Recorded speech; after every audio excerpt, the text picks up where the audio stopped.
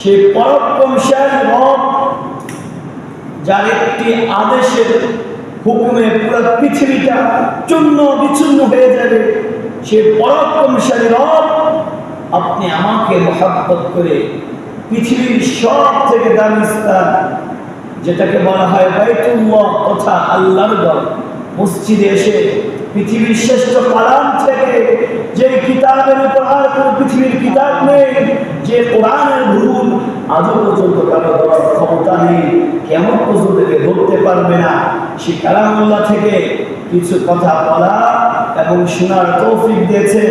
এই জন্য দিলকে উজাড় করে উঁচু কণ্ঠে উঁচু আওয়াজে সে পরাক্রমশালী দরবারে মাথাকে নত করে সকলে শুকরিয়া আদায় করছি, সকলে করছি আলহামদুলিল্লাহ। রব্বানা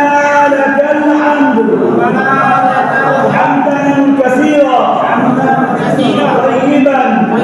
মুবারাকান ফীহি। ربنا لك الحمد